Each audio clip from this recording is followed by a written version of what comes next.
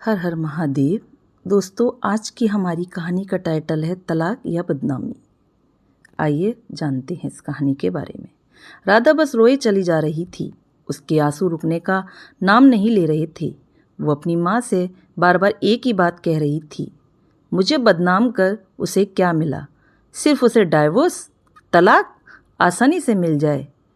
उसने मेरा नाम गैर मर्दों के साथ जोड़ दिया, मेरी जिंदगी नरक बना दी। मेरे पति होते हुए खुद मुझ पर ये इल्ज़ाम लगा रहे हैं।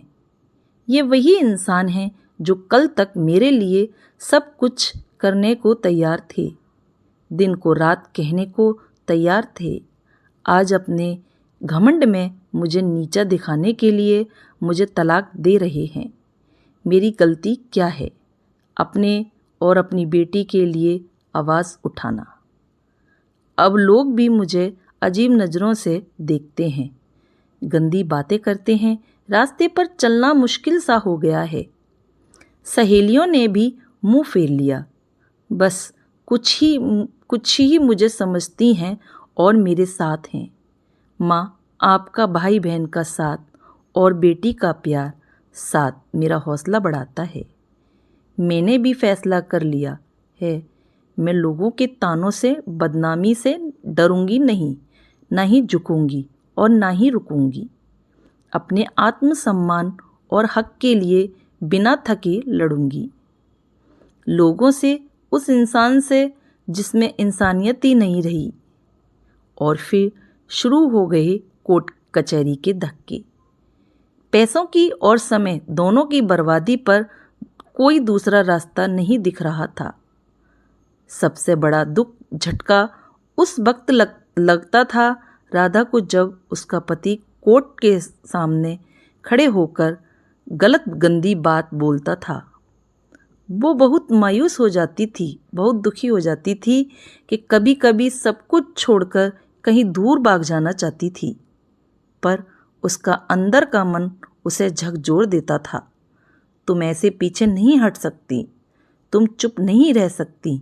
और राधा फिर हिम्मत कर खड़ी हो जाती, अपनी बेटी के हक के लिए सोचती, मैं मजबूत बनूंगी, तभी बेटी को मजबूत बना पाऊंगी। जैसे जैसे कोर्ट में केस आगे बढ़ रहा था, राधा का आत्मविश्वास भी बढ़ता जा रहा था। राधा बेझिझक अपना काम करने लग रही थी। उसे ये मालूम हो रहा था कि लोगों के सामने एक अच्छी शादीशुदा जिंदगी का दिखावा करना बहुत गलत है। अगर उसने कुछ लोगों को भी सही बात बताई होती, अपनी परेशानियां बताई होती, तो आज ये दिन उसको नहीं देखना पड़ता। लोग उसकी मुश्किलों को समझते। खैर, जो होना था हो गया, सोचकर राधा ने ठंडी सी एक सांस ली। अब वो खुलकर जिएगी अपनी जिंदगी। उधर राधा के पति को भी एहसास हो गया था कि राधा पर झूठे इल्ज़ाम लगाए मुसीबत मोल ले ली है उसने। तो सोचा था, राधा जैसी समाज में एक अच्छी जिंदगी जीने का दिखावा करने वाली औरत मुंह बंद कर चुपचाप घर में बैठ जाएगी। पर हुआ सब कुछ उल्टा।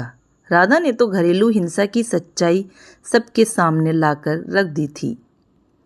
कुछ सबूत भी जुटा लिए थे राधा ने। वो अपनी बेटी के साथ जीना सीख गई थी। अब उसे कोई दुख नहीं था। उसके घरवाले भी पूरा साथ देते थे उसका। तभी एक दिन दरवाजे की घंटी बजी। राधा ने भी सोचा, कौन हो सकता है इस वक्त? जब देखा तो वो अचंभित रह गई। दरवाजे पर उसका पति खड़ा था। उसने राधा से पूछा, अंदर आ जाऊं? राधा ने कुछ सोचा, हाँ बोल। उसे अंदर आने दिया और पूछा, अब क्यों आई हो? वो बोला, मुझे माफ़ कर दो, मुझसे गलती हो गई और घर में वापस चलो। मैं तुम्हारे और अपनी बेटी के बिना नहीं रह सकता। अचानक से आए इस बदलाव से राधा सोच में पड़ गई थी कि वो जो कुछ समझ नहीं पा रही थी कि उसका पति केस वापस ले, साथ में सुखी जीवन बिताने की बात कर रहा था। उसने राधा से कहा, चाहो तो थोड़ा सोचकर जवाब देना। पर राधा का जवाब तो तैयार था। उसने साथ जाने से उससे मना कर दिया और बेटी ने भी बोल दिया, मैं मम्मी के साथ ही रहूँगी। राधा का पति ये बोलकर तुम ठीक नहीं कर रही वहाँ से चला गया। पूरी रात वो सोचती रही, उसने गलत निर्णय तो नहीं लिया। क्या मुझे अपनी बेटी के अच्छे भविष्य के लिए साथ चले जाना था। बेटी को माँ पापा दोनों मिल जाती। शायद सच में उनकी सोच बदल गई हो। सोचते सोचते सुबह हो गई। सब घर वाले भी सोच में थे, क्या किया जाए, इंसान बदल भी तो नहीं सकता। पर सबने समझदारी दिखा कुछ दिन इंतज़ार करने का सोचा। तभी केस की तारीख भी आ गई थी।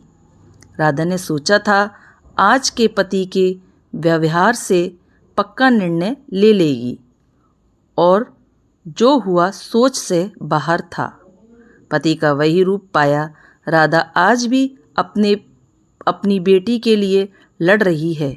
बस एक बात सोचती है, उस दिन उसका पति बदला रूप ले घर क्यों आया था। क्या साथ जाना सही था या अपने हक, अपने आत्मसम्मान के लिए लड़ना। दोस्तों, आपको मेरी ये कहानी कैसी लगी? अच्छी लगे तो ज़्यादा लाइक करें, सब्सक्राइब करना ना भूलें। धन्यवाद।